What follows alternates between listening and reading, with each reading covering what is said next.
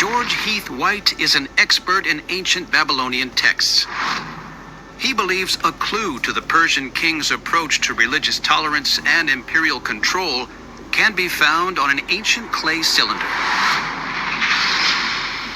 The cylinder was discovered in the ruins of Babylon and dates to the 6th century BC. Its surface is covered with 45 lines of text that describe the Persian conquest of the city. Even though the text is broken, enough of it survives that we can recreate the message of the text. The damaged cylinder is written in the extinct language of Babylon. Using a piece of soft clay, George begins recreating the ancient text.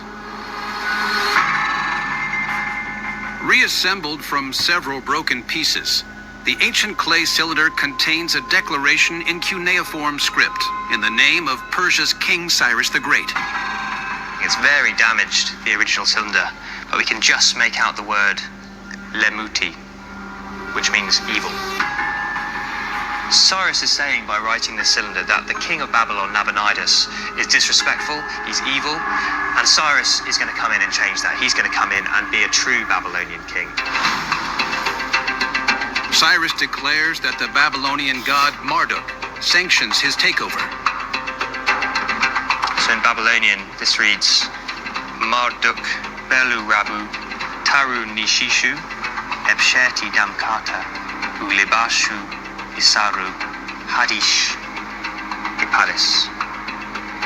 In this line, Cyrus is trying to show that he's a legitimate ruler. The god Marduk himself chose him to rule. But Cyrus doesn't just use the foreign religion to justify his rule. He also appears to grant religious and cultural freedom to his new subjects. When Cyrus conquers Babylon, he finds the city is filled with people captured by the Babylonian kings. The Babylonian kings had taken a bunch of different people into exile. The Assyrians, people called the Gutians, people from modern-day Syria and Egypt, but also the Jews from Judah. Cyrus sets the captive people free.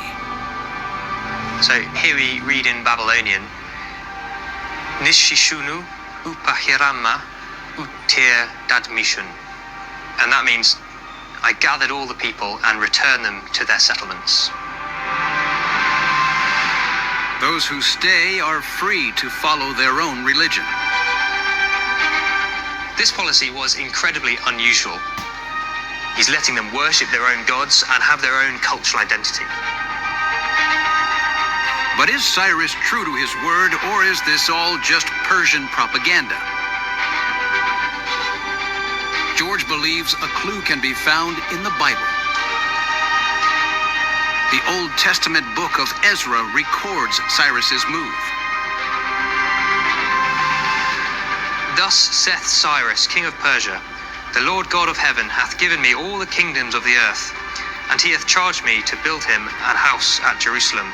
So Cyrus is decreeing here, just like in the Cyrus cylinder, that the Jews could return home. The book of Ezra also praises Cyrus's successors. So we see that the Persian kings Darius and Artaxerxes also had this policy of religious tolerance. The Cyrus cylinder reveals the Persians' revolutionary religious tolerance and how they run their empire. But even with these policies, not everyone wants to join the mighty Persian Empire.